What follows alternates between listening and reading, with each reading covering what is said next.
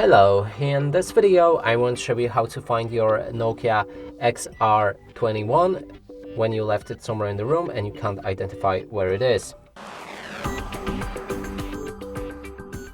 And to do this, we'll be using a Google Assistant, and you need to set it up for the lock screen. You can check our previous video about it if you want.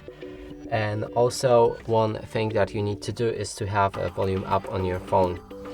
Now, when everything is ready, we can ask Google to either play a song or with a phrase, "Where are you?" And that way your phone will make a sound and it will be easy to find it. Now let's try it out.